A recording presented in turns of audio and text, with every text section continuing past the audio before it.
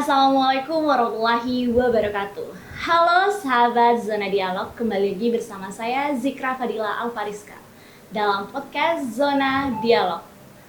Ada kisah di setiap peristiwa. Baiklah sahabat Zona Dialog, kali ini kita akan berbincang-bincang bersama dua orang perempuan yang sekarang sedang ada di bidang pendidikan anak usia dini. Mereka lagi fokus mengenai pola asuh orang tua terhadap anak. Oke, langsung aja kita kenalan dengan sahabat Zona Dialog.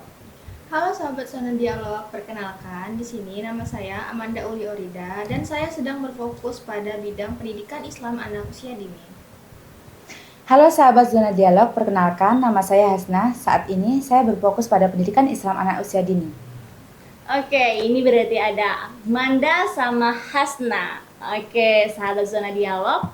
Ini Manda boleh dong kenalkan. Ini dari mana nih asalnya? Saya berasal dari kota Lubuk Linggau. Oh, dari Lubuk Linggau. Kalau Hasna? Saya berasal dari Bengkulu Utara, Mbak. Bengkulu Utara dan Lubuk Linggau. Oke, Hasna dan Manda seorang perempuan yang dari Lubuk Linggau dan Utara. Ini anak berapa? Saya anak bungsu dari 2 bersaudara. Oke, anak bungsu. Kalau Hasna? Kalau saya anak pertama dari 2 bersaudara. Oke, kita kan akan membahas pengasuhan, pola asuh orang tua terhadap anak.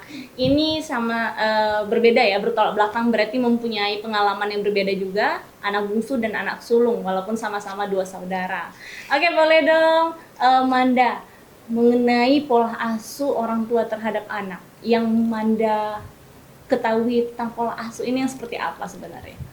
Jadi pola asuh itu banyak macamnya, salah satunya yaitu pola asuh otoriter, demokratis. Jadi kalau pola asuh otoriter itu saya memiliki orang tua yang tegas dan disiplin.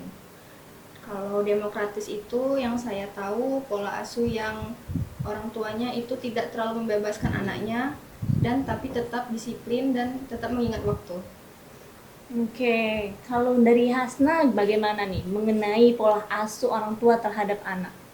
Kalau menurut saya pola pengasuhan orang tua terhadap anak itu biasanya mereka kan pengasuhan anak itu kan biasanya didapat dari dalam keluarga kan sendiri. Nah, sedangkan dari pola asuh itu sendiri itu ada 3 pola pengasuhan. Yang pertama ada otoriter, yang kedua ada demokratis, yang ketiga permisif. Kalau saya sendiri, saya dari keluarga yang orang tuanya menganut biasanya pengasuhannya demokratis. Dimana biasanya orang tua saya bersikap tegas kepada saya, tapi masih memberikan saya tuh ruang untuk berbicara gitu nah Mbak. Jadi bisa saling komunikasi gitu nah Mbak. Kalau ini tadi di keluarganya demokratif ya, demokratif. Kalau yang Manda tadi apa? Otoriter. Ternyata ada 2 pengalaman nih, boleh kita kulik lagi. Kalau otoriter yang Manda rasakan selama ini dan dampak yang Manda rasakan apa nih kira-kira?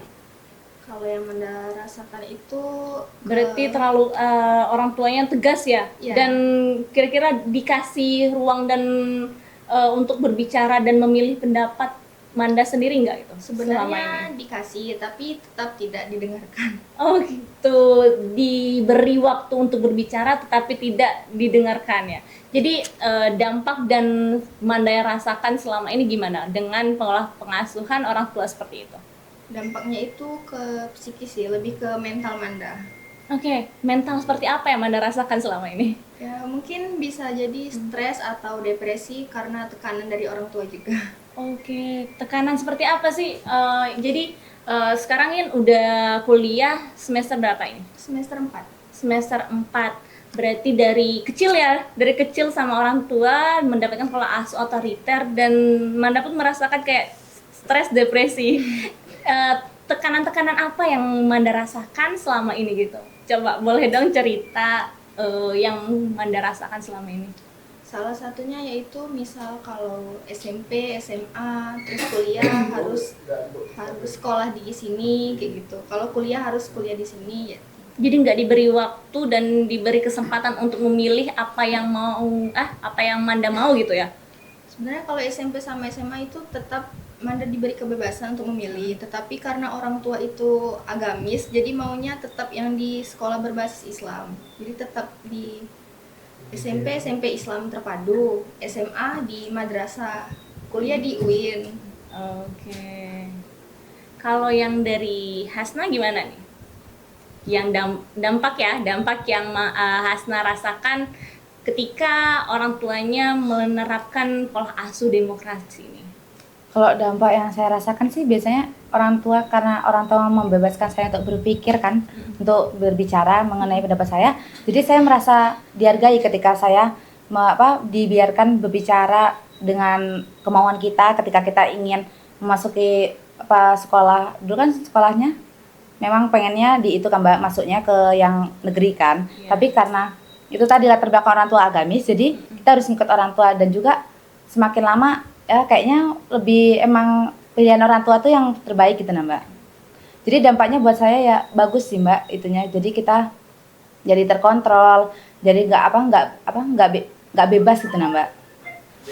Oke, Manda dan Husna, itu pengalaman yang sangat luar biasa ini. Sahabat-sahabat Zona Dialog ini akan menjadi inspirasi karena beberapa orang tua itu terkadang banyak lebih mementingkan apa yang dia inginkan.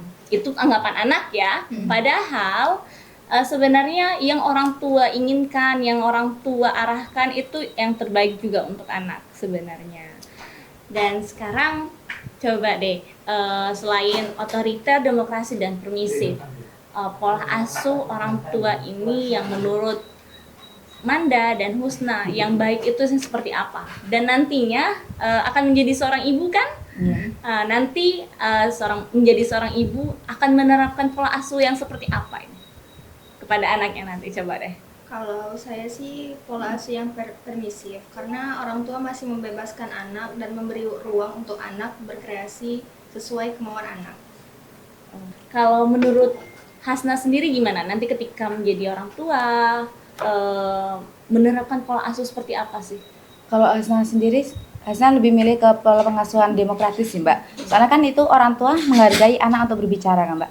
Sedangkan kalau kita menggunakan yang primitif kan berarti orang tua membebaskan. Nah, takutnya ketika anak itu dibebaskan dia akan semakin liar. Jadi Hasna akan lebih memilih demokratis. Lebih memilih demokrasi dan permisif. Memang ini pilihan dari setiap orang ya nantinya gitu. Oke. Pola asuh orang tua terhadap anak. Ini ada beberapa kasus-kasus yang ternyata orang tua yang kita anggap orang yang kita percaya di rumah ya, pendidikan pertama di rumah. Bahkan ini di zaman sekarang ya, banyak yang malah menyepelekan, malah menindas anaknya gitu. Nah, menurut Manda ini seperti apa tanggapannya? Orang tua yang kita percaya, orang tua yang kita anggap orang yang akan memberikan pendidikan pertama, dan orang yang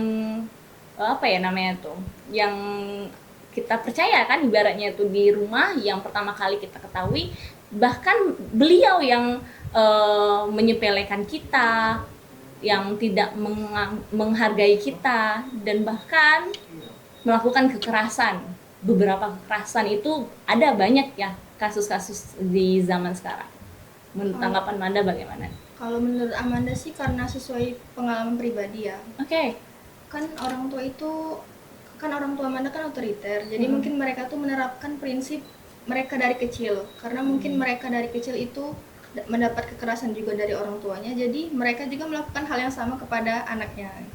Oke, kekerasan seperti apa nih yang Manda rasakan hingga saat ini nggak sih?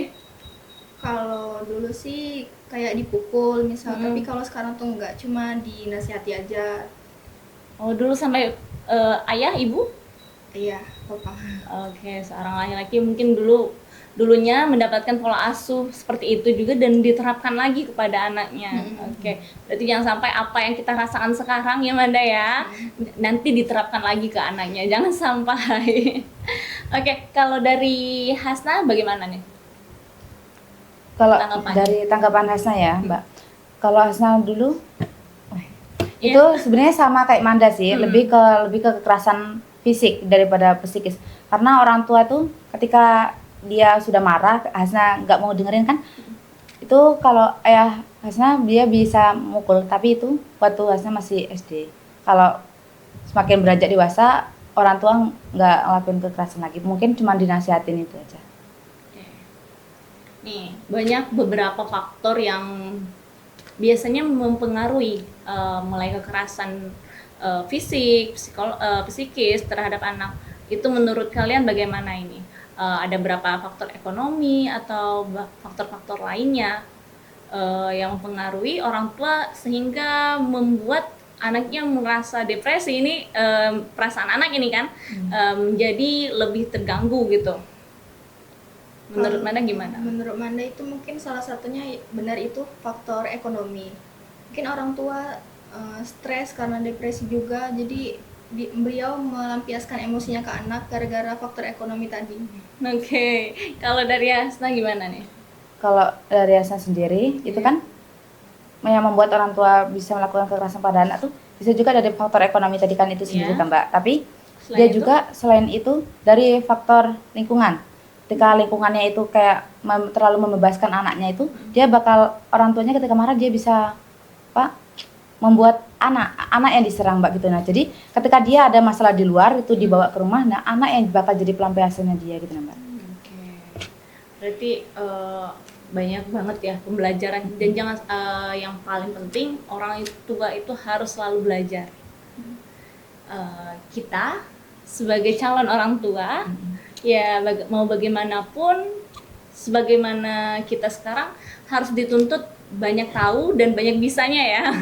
Apalagi kita perempuan menjadi orang tua tidaklah mudah, mengasuh anak tidak juga mudah. Ini bagaimana menurut pandangan kalian lagi nih mengenai apa ya namanya tuh, pola asuh, tingkah laku orang tua yang seharusnya di depan anak nantinya bagaimana? Apalagi sekalian seorang ibu nih, bagaimana nanti ke depannya kalian akan menjadi seorang ibu seperti apa sih? Ya, gitu. Kira-kira mulai dari Hasna dulu boleh? Kedepannya kalau misalnya jika nanti suatu saat Hasna udah berkeluarga kan, Hasna bakal memilih apa ya Mbak untuk nerapin itu nah? Apa tuh? Yang komunikasi yang baik antara anak dan orang tua gitu. Jika kalau kita dalam komunikasi untuk anak sendiri kita nggak bisa ngontrolnya, kayak anak dibiarin aja gitu kan, terus ketika anak berbicara berpendapat kita tidak mendengarkan, maka anak itu bakal melakukan hal yang sama kepada kita. Ketika kita berbicara dia tidak akan mendengarkan kita, ketika kita memintanya untuk patuh dia tidak akan patuh gitu. Anak akan melakukan cerminan dari apa yang kita lakukan ya. Jadi sebagai orang tua harusnya ya melakukan yang baik, dan apa yang kita inginkan itu kita lakukan juga terhadap anak. Oke, kalau Manda bagaimana? Kalau Manda jadi orang tua nanti, Manda tidak akan terlalu mengekang anak. Karena sepengalaman Manda dan di lingkungan sekitar Manda, kalau anak semakin kekang itu mereka akan semakin menjadi-jadi ya. Rasa ingin tahunya semakin tinggi. Jadi suatu saat misal mereka sudah enggak dikekang lagi, mereka akan takutnya mencoba hal yang mereka penasaran dari dulu. Hal-hal yang mereka pendam, ya hal-hal yang mereka ingin tahu dan terbatas dulunya, malah mereka lakukan. Bahkan lebih, ya kan? Oke, seorang perempuan, seorang calon ibu, kita sebagai calon ibu ini menjadi orang tua sangat banyak tantangannya ya, apalagi di zaman sekarang. Tantangan itu pasti banyak dan kita harus tetap belajar ya ini ya. Belajar terus, jangan pernah lupa untuk terus memperbaiki diri, karena apa yang anak kita butuhkan, apa yang keluarga kita butuhkan itu tergantung dari perempuan dan ibunya. Ya. Nih ini pandangan dari seorang perempuan ya. Bagaimana kalau kalian jadi ibu, apa yang kalian lakukan? Seorang ibu nih, tadi kan orang tua, tadi yang lebih umum, sekarang seorang ibu seperti apa yang baik menurut kalian? Tadi komunikasi, yang ini lebih ke lebih membebaskan anak. Nah, ini seorang ibunya seperti apa? Boleh, siapa duluan? Kalau ketika nanti saya akan menjadi ibu, saya akan sama halnya yang tadi, cuman bakal lebih memperhatikan anak gitu Mbak. Jadi saya harus di sini saya akan belajar lebih banyak lagi biar saya tuh ketika nanti sudah punya anak, saya tidak akan salah mengambil langkah ketika mengajarkannya kepada anak gitu Mbak. Jadi pengasuhan saya sekarang ini bakal saya pelajarin terus menerus selagi itu belum lakuin sama saya. Oke, kalau Manda bagaimana? Kalau Manda sih mulai dari anak dari kecil yaitu sudah Manda ajari hal-hal yang baik dilakukan maupun tidak dilakukan. Oke, seperti itu. Untuk pola asuh orang tua ini sebenarnya memang tidak akan selesai kita bahas. Banyak hal-hal yang kasus-kasus di luar sana mengenai orang tua, mengenai anak yang pro dan kontra terhadap orang tua itu banyak sekali ya. Di zaman sekarang apalagi teknologi sudah semakin canggih, akhlak-akhlak sudah semakin kacau. Ada baiknya kita sebagai generasi penerusnya untuk selalu belajar ya, jangan lupa ya. Iya. Terus ini yang terakhir, boleh dong ke sahabat Zona Dialog pesan-pesan nih, kira-kira kita sebagai calon ataupun orang tua baiknya seperti apa nih, pengasuhan kepada anak.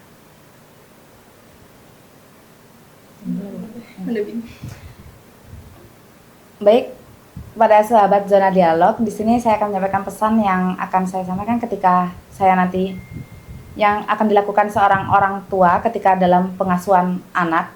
Itu angka lebih baiknya orang tua mengambil pola pengasuhan demokratis karena dengan menggunakan pola pengasuhan demokratis itu orang tua bisa mendengarkan anak berbicara, memberikan mereka komunikasi, menghargai ketika mereka berbicara dan adanya anak itu bakal terkontrol gitu nah Mbak. Jadi anak itu nggak bakal bebas gitu nah.